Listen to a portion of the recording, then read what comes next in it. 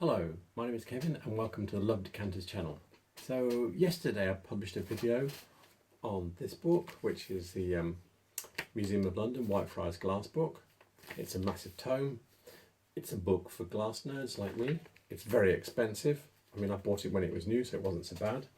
But yeah, I think to match it up, I need to talk about this book, the one by Leslie Jackson. This is a really good book and it's not massively expensive. And the thing about it is that if you have any kind of, if you're going to collect Whitefriars glass, this is the first book to buy. Buy this book, yeah. Also, if you have any idea of being a glass dealer in the UK, you need this book, because the thing about buying glasses, it's not anything until, well, I was going to say, how can I put this? You might see some merit in a piece of glass, okay? But until you can actually label it, date it, say who the designer is and all those kind of things, that is where your value is. So you might be going to the car boot and go, oh, that's a nice piece of glass. But, and if you don't know what it is, it's not worth that much more, unless the person in the car boot's an idiot. It's not worth that much more than what it is in the car boot. But as soon as you can add context to it, and one of the best contexts you can add is Whitefriars, okay, because there's a lot of people that collect it, so you need this book. There are other resources, and I think I will do another video on resources for Whitefriars, but I'm going to do this book, and so what I'm going to do, I'll do it just like I did with the other one. I'm going to go handheld with the camera, so please forgive me.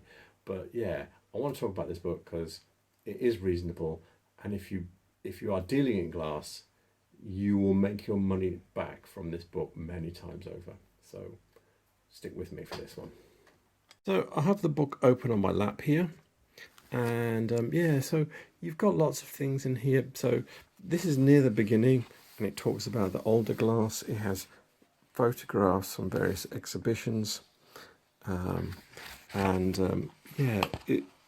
it's quite nice. It's got a lot of stuff in it about the, what references there are, and what was going on in the company, lots of little bits of stuff that's from exhibitions, etc., and what's going on in the glass house. So you get the idea. So quite a bit of it is this. You do need to look at this, because I have absolutely found some stonking bargains from this section. So just to have an eye out for it, at least, so you have an idea, because some of these things I don't think they're there later on. And you can see it goes on. There are things like, I've got a pile of these ones.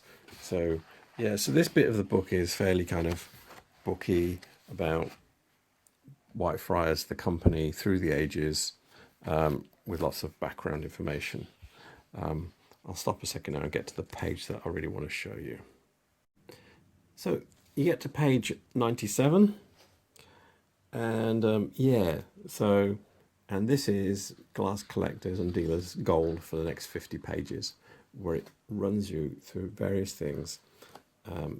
So this is like the early stuff that they've got. It's from an exhibition, all of this glass, but it runs you through all the early stuff, and it tells you, it's giving you years. It's either giving you approximate dates or absolute dates for the various pieces of glass. As you can see, and this is, when you can start. I've got one of those. Yeah, I've got quite a few of these bits and pieces that are on here.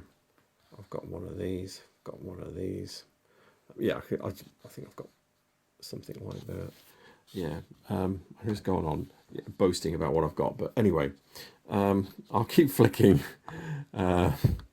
So yeah, it's just like page after page of this stuff, showing you and giving you dates, etc., and references, where it's come from, and it just goes on and on.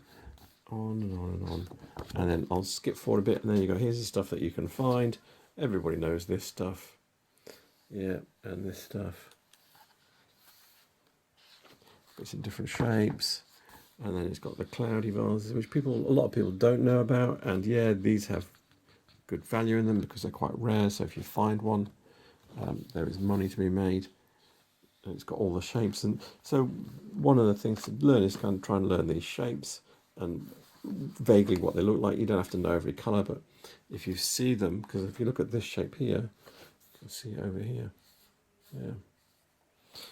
And you get an idea for what's going on with them. And then, yeah, again, these, you'll see a lot of these around. Two-tone is rarer. And on it goes, yeah, more ribbed wave stuff, more, and then if we go forward a bit, a few more pages, let me flick forward, go forward. Yeah, this is all stuff that you can find. Yeah, that's out there, out in your car boots, to be found, and money to be made from if you're a dealer. If I go back, and then obviously you get into the backs, the Geoffrey Baxter era. You've got loads of stuff, and yeah, so it's telling you designed by Geoffrey Baxter, but it's telling you the year.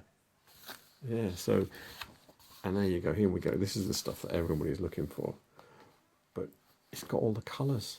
Look at that, and got the knobblies, and there are, the thing about seeing it here in really well photographed is that there are people, some of it is copies, so there are exact copies of this, and you need to learn that stuff and figure out what's a copy and what's not. But here is the base stuff, and the stuff that's similar to this, you can see it's not this when you're out and about hunting. If you look at this book very carefully, and then there's sort of like rarer shapes. Yeah, this is big money now here, and you can see look, all these different, like the big bricklayers are really expensive compared to these ones. I'm not an expert on the prices of these things, and even the colours make a difference because there's rare colours and there's common colours. But yeah, you get the idea. And then there's other pieces of Baxter stuff which is less well known, and that's the end. And then it goes on to descriptions and you know, what's the word I'm looking for? I like a dictionary at the back. So yeah, so that's how we go with this book. So this is well worth the price. And if you look back at the other video I did, you'll see there was the starting price and was 1-on-8 books for £12. Yeah, and it went up to 80 plus. So you need to pick your moment and buy the one that comes up that's in your price bracket. So yeah, so I did this video because, you know, my phone was blowing up and people were telling me, what about the Leslie Jackson book? No, nobody called me, nobody asked. But I thought, when you look at the price difference, this is a really good book. Yeah, the books are very different in the way they approach and everything. You know, in the other book, it's got a lot more detail about various aspects of the company, etc. And there's lots of stuff on it that's not in this about the early glass. But if you look into buy and sell, and you want to put in designers and dates on your label of what you're selling, this is the book, because it's got all of that stuff, because it's not just giving you catalogues. You can look at the catalogue year and go, oh yeah, it's in the catalogue for this year. But sometimes you have to flick back through the catalogues and stuff like that. But anyway, this is a good book, and this is the book you should buy first if you're a collector or of sort of like 20th century Whitefriars, and you know, or if you want to deal in glass. If you're going to deal in glass, in any UK glass, you need that book. Yeah, you're missing a big financial opportunity without that book. So anyway, I think I'm going to wrap up here. I will put a description of the book in the. I'll put the name, the title, and blah, blah, blah in the description. And yeah, and thank you for watching, and I hope you enjoyed it. And remember, please like and subscribe.